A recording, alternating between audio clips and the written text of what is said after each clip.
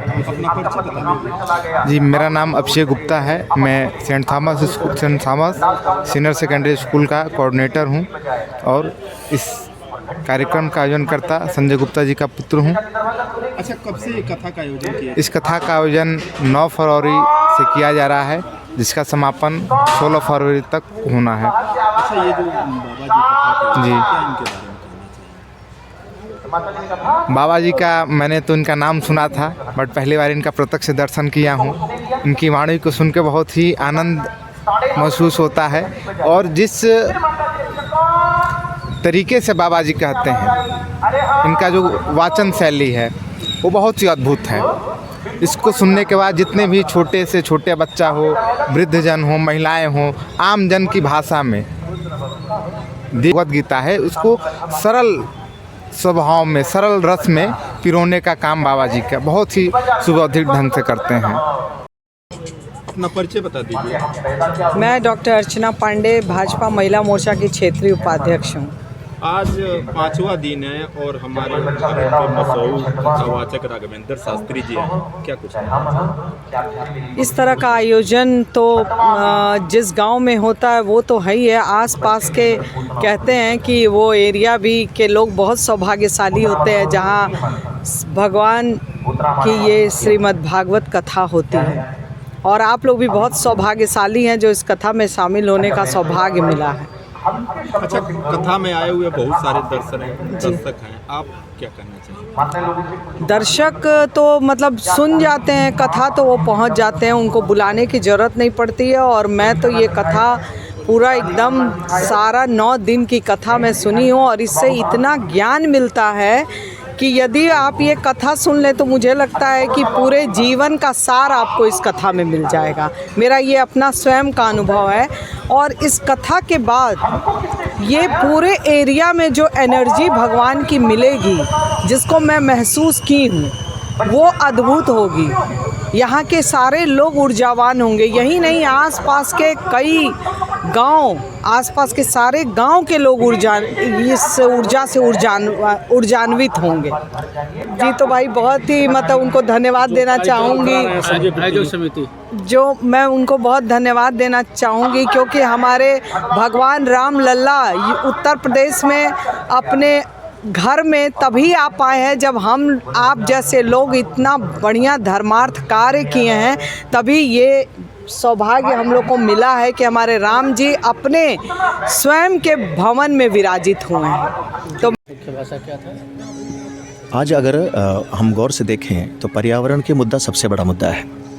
भगवान कृष्ण ने आज से 5000 वर्ष पहले गोवर्धन को धारण करके प्रकृति से प्रेम करने का और जमुना जी को साफ करने का एक सूक्ष्म संदेश हम सबको दिया है। क्योंकि कालिया का 100 फण है और आज दिल्ली जैसे बड़े शहरों में ये 100 फण वाला कालिया जो 100 नाला के रूप में जा रहा है जमुना जी में, और आज जमुना इतनी प्रदूषित हो गई है। आज के 5000 साल पहले भगवान ने इसको एक संदेश के माध्यम से हमें बताया।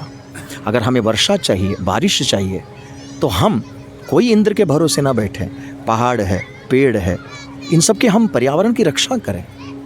पर्यावरण की रक्षा ही कृष्ण का उद्देश्य था, क्योंकि प्रकृति और परमात्मा दोनों भिन्न नहीं है। हम प्रकृति को ना माने और परमात्मा को माने, ये संभव कैसे हो सकता है? यही संदेश आज के कथा के माध्यम से ये विशाल जनता को। महाराज जी, जनपद में कौन सी बार आपका कथा है? मैं 1997 में पहली बार आना हुआ, और पहली बार जब हम आए थे तो देवरिया के रामलीला मैदान में आए थे, और स्वर्गीय मुझे याद है आज भी बाबा जो सोनार थे मझगवा वाले, रामा बाबू जिनको हम लोग कहते हैं, उनके माध्यम से मुझे आना हुआ, और विगत 25 साल से मैं पूर्वांचल की सेवा में हूँ। आज भगवान की कथा है, बाल्य लीला है कृष्ण का। बाल्य लीला कृष्ण की तीन सर्ग है भगवान के। एक घर भगवान का ब्रिज में है, एक मथुरा में है और एक द्वारिका में है। भगवान की जो ब्रज की लीलाएं हैं वो एक से एक लीलाएं कहीं ना कहीं हमारे जीवन को मार्गदर्शन कराती है। अगर इन लीलाओं को श्रवण कर लें तो हमारा समाज सुधर जाएगा, क्योंकि वस्तुतः समझ और समाज में कोई अंतर नहीं है। एक आ की मात्रा लग जाता है तो समाज बन जाता है, आ की मात्रा हट जाता है तो समझ हो जाता है। गुरुजी आपको भटनी क्षेत्र में आने के बाद क्या महसूस बड़ी हुआ है? प्रसन्नता हुई। ऐसा विशाल विशाल जनसंख्या। मेरे विचार से इस जगह पर मैं 12 साल पहले आया था। मेरे अगर याद सही तो दूसरी बार मुझे आना हुआ। तो प्रयास यही करते हैं कि समाज को जो भीतर समझ है हम लोगों की, उसको मैं एक नया एक आयाम दूँ, ऊर्जा दूँ। क्योंकि मुझे आने वाले पीढ़ी को हमें बचाना है, और ये इन लोगों की समझ से है। गुरुजी आपको क्या लगता है कि भटनी में काफ़ी आनंद महसूस हो बिल्कुल रहा है? बिल्कुल। ये मेरे ख्याल से तो जहाँ भगवान की कथा होती है, निश्चित रूप से वो तो तीर्थ क्षेत्र बन जाता है। आज अयोध्या और जी। आशीर्वाद में डॉक्टर अर्चना पांडे जी, उपाध्यक्ष महिला मोर्चा भारतीय जनता पार्टी, प्रमोद सिंह जी, प्रबंधक ज्ञानोदय कृषक उच्चतर माध्यमिक विद्यालय गंगा, साथ ही इस क्रम को आगे बढ़ाते हुए रमन तिवारी जी, जिला उपाध्यक्ष पत्रकार एकता समन्वय देवरिया समिति।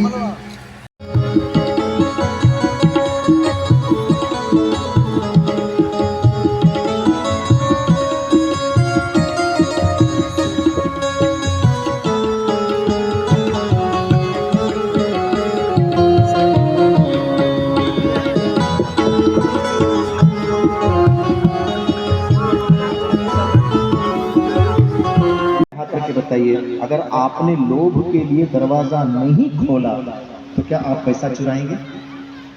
कभी नहीं। बात समझ में आ रही है?